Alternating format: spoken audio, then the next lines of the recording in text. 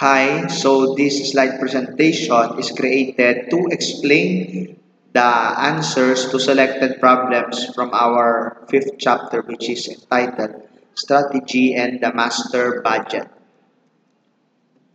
Problem 1. So dun sa requirement 1, no problem 1, we are asked to prepare a schedule of expected cash collections for September. So ito po yung ating solution. Given po sa letter B ng problem 1 na ang cash sales for September is 7,400. So of course, that will be included as part of the cash collections for September. Now, we will also have collections from accounts receivable.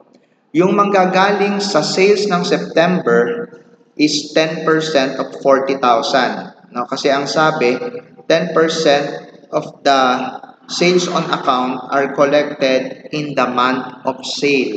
So, yung 40,000 given naman. Ano? So, 10% nung benta sa isang buwan na on account ay nakokolekta dun mismo sa buwan na yon. So, 10% of 40,000 is 4,000. We will also have collection from previous months. From August, no? So, ang sales on account on August, according to letter B, is 30,000.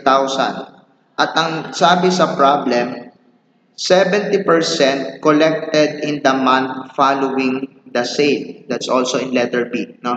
70% collected in the month following the sale. So, 70% nung credit sales in August, which is 30,000, no, ay makokolekta ngayong September. So, that's 21,000. And we will also have collection from July sales. So, 20,000 times 18%. Kasi ang sabi dito sa problem sa letter B, 20,000 daw yung sales on account. At ang nakokolekta ay 18%, no, nung account in the second month following the sale. Nandun yan sa letter B. So, we will total, yung apat na yan, we will get 36,000.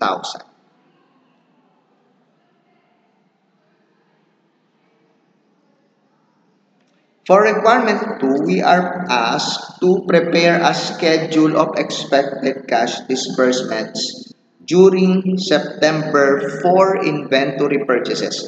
Ang clue natin dito ay yung letter C. Okay? Ito po yung ating solution.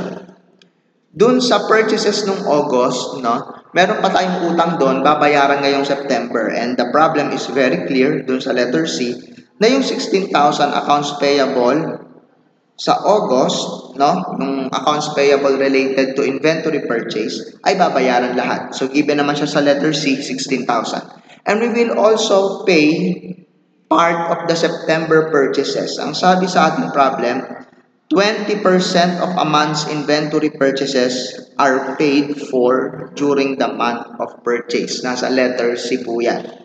So, 20% ng purchases ng September, the 25,000 ang babayaran ngayon, so 5,000 for a total of 21,000.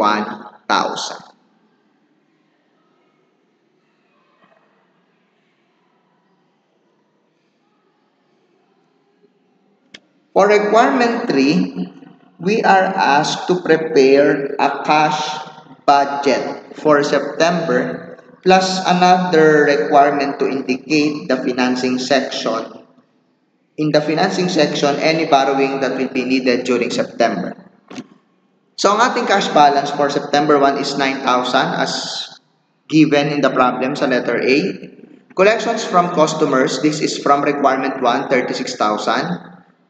Part of disbursements, yung payment to suppliers, yun yung requirement to kanina, 21,000. And then we also have other disbursements such as selling and administrative expenses na 9,000 na nandun sa letter D. Ayun, nakalagay sa D. Selling and admin expense are budgeted at 13,000 for September.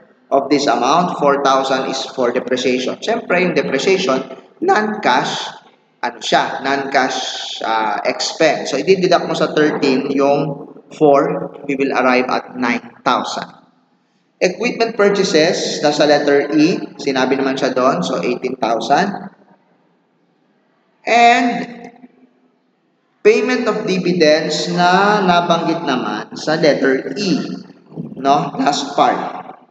So we will add those items of disbursements. We'll get 51,000. And then we will compute the excess or deficiency of cash available over disbursement. So ang cash available natin is 45, no? Yung 9 plus 36, less 51. So magne-negative tayo ng 6,000. Ang sabi sa problem, the company must maintain a minimum cash balance of 5,000. So which means mangungutang tayo ng 11,000. So yan po yung financing, 11,000 to arrive at the minimum cash balance na 5,000 as of September 30.